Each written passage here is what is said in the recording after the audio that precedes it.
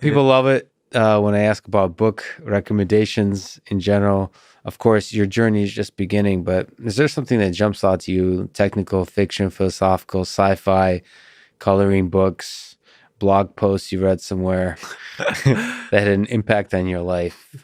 Video games. Video games that you recommend to others? Minecraft, manual. Manga.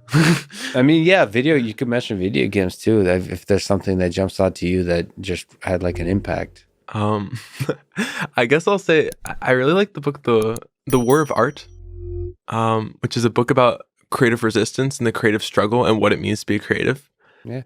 And part of what I see in this conversation and what you're doing, Lex, is so much of the War of Art's idea is that you just keep writing and writing and writing until you get to the new crap. Yeah.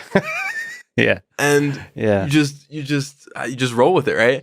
And that's sort of what happens when you have like 3-hour conversations with people is you can only have so much scripted or societally constructed stuff until you get to the real you. And you have to show up. I mean, that book is kind of painful. It's really painful. And it's not something I would recommend for every part of it, but for what it did in my life at the time, it also kind of normalized, I don't know. Part of my coming of age story is part of it's about realizing that I'm a creative person and a person who needs to create. That's sort of a God-given thing, I think, for a lot of people, but it's something that I don't really feel like I can live without.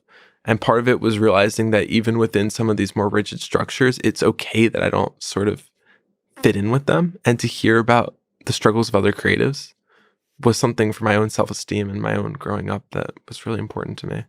So I don't think the book itself might be perfect, but for what it did for my life, it was really impactful.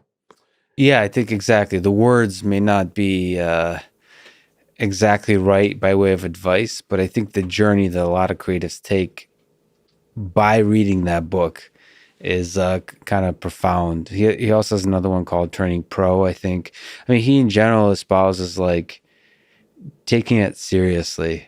Like if you have a creative mind and you want to create something special in this world, go do it. It's not, don't, show up.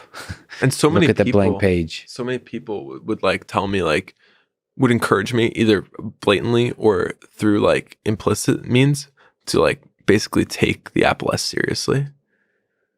It's a good signal, by the way. It's a good signal because my really close friends, the ones who have always supported me, they never said that because they got it. They understood that was my path. And they might be skeptical. They might be like, I mean, one of my friends I remember told me like, I was always like taken aback about why you were so certain this would work out. And he's like, I finally got it like once I saw it like popping off, but like before that I just didn't get it. But like he still supported me.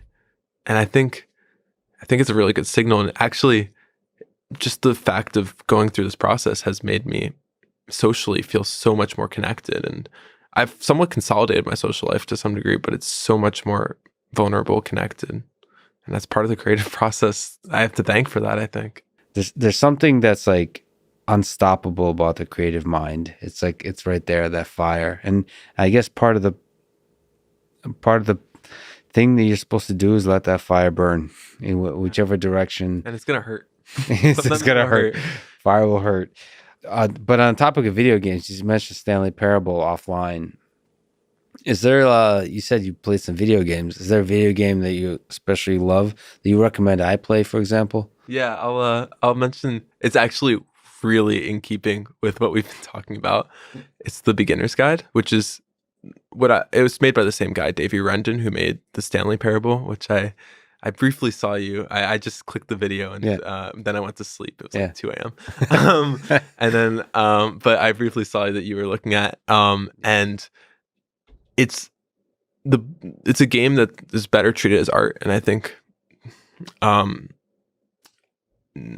won't claim to understand the creator because that would be a cardinal sin to me as a creative person.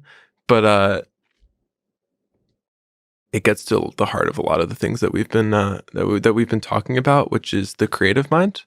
The game can be interpreted in a lot of ways. In a feminist way, it could be interpreted as a story of friends. It could be interpreted as the story of critics versus a creative.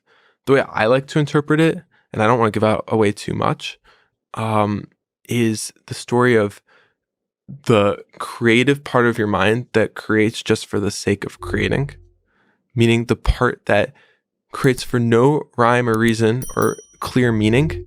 It's almost ethereal, versus the part that's, you could call it the editor, you could call it the pragmatist, you could call it the necessary force of ego in our lives. We can't totally be egoless, right? But we need to be egoless to be creative. And how that sort of internal censure, what role does it play? And how do we allow our creative minds to be creative? And yet, how do we still become useful? Because, and it's funny that a video game, right, could have this It's a in. fascinating tension.